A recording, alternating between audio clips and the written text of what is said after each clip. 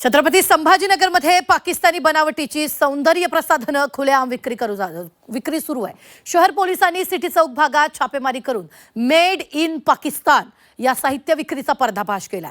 पाकिस्तानातून आलेल्या सौंदर्य प्रसाधनांवर बंदी असतानाही ती संभाजीनगरमध्ये कशी पोहोचतात असा मोठा प्रश्न सध्या उपस्थित होतोय।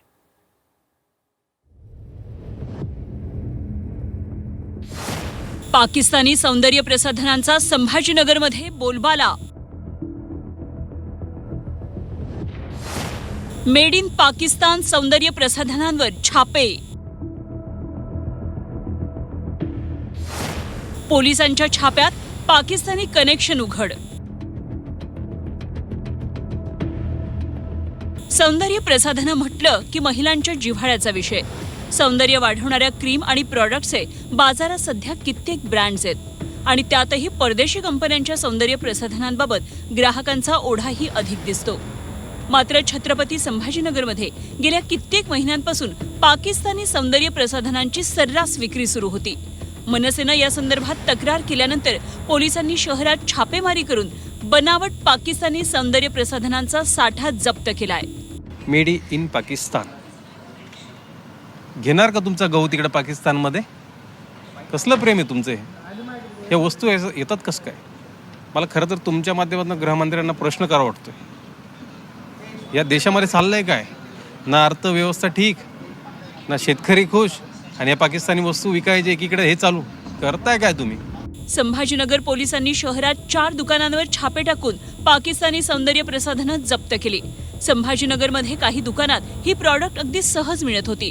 मात्र धक्कादायक म्हणजे ही उत्पादनं ऑनलाईनही उपलब्ध आहेत। या छाप्यात पोलिसांनी 3 जणांना अटक केली आहे। रेड केली असता काल सिटी चौक पोलीस स्टेशनच्या हद्दीमध्ये मेड इन पाकिस्तान लिहिलेले काही ब्युटी प्रोडक्ट विकत असल्याचं निदर्शनास आलं आणि त्याप्रमाणे गुन्हा दाखल केला आहे। पोलिसांनी या छाप्यात पाकिस्तान मेड क्रीम जप्त केल्या आहेत। यामध्ये त्वचा उजळणारी क्रीम, गोरे क्रीम, मल्लिका क्रीम, झलक क्रीम अशा प्रकारची क्रीम आहेत आणि त्याचबरोबर साबण आणि सिरमही आहेत।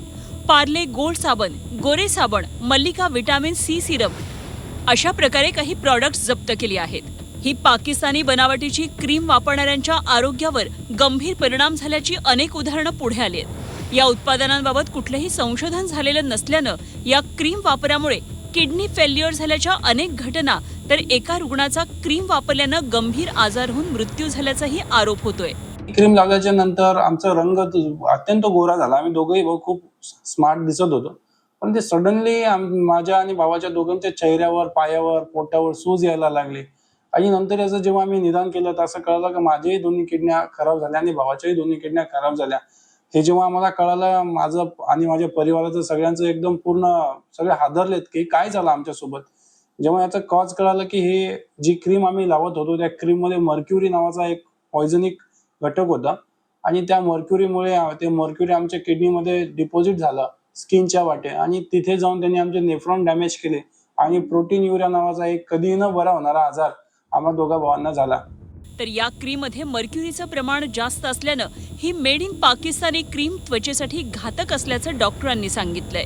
साधारणतः एक 10-12 पेशंट्सला असं बघितलंय ज्यांनी कॉस्मेटिक्स लावल्यानंतर त्यांना शरीरावर सूज येणे आणि लघवीमध्ये प्रोटीनचं लीक खूप जास्त होणे असं आढळून आलं। आम्ही जेव्हा यांचं बायोप्सी केलं त्याच्यामध्ये मेम्ब्रेनस नेफ्रोपॅथी असा नावाचा एक आजार आढळून आला आणि ते बरं करण्यासाठी लोकांना 6 महिने ते 1 वर्षापर्यंत औषध घ्यावं लागतं। तर पाकिस्तानच्या अर्थव्यवस्थेला हातभार लावणारा हा बनावटी माल आपल्या देशातील नागरिकांसाठी आणि देशाच्या सुरक्षेसाठी धोकादायक असल्याचं संरक्षण तज्ज्ञ सांगतायत। भारतीय ग्राहकांच्या आरोग्याशी हा एक फार मोठा खेळ चाललेला आहे आणि दुसऱ्या बाजूला भारत सरकारनं अशी जबरदस्त भूमिका पाकिस्तान विरुद्ध घेतलेली असताना सुद्धा स्मगलिंगच्या माध्यमातून किंवा थर्ड कंट्री रिरूटिंगच्या माध्यमातून हे प्रॉडक्ट भारतामध्ये येत असतील आणि भारतामध्ये विकले जात असतील तर भारताच्या सुरक्षेला आणि भारताच्या अर्थव्यवस्थेला सुद्धा हा खूप मोठा खतरा त्याच्या अनुषंगाने निर्माण होतोय। मेड इन पाकिस्तान सौंदर्य प्रसाधनांचा संभाजीनगरमध्ये हा सुळसुळाट उघड झाला। मात्र कदाचित संपूर्ण देशभर या सौंदर्य प्रसाधन कंपन्यांचं जाळं पोहोचलं असण्याची शक्यता नाकारता येत नाही। त्यामुळे प्रशासनाला वेळीच योग्य ती पावलं उचलण्याची गरज आहे। झी 24 ताससाठी विशाल करोळे, छत्रपती संभाजीनगर।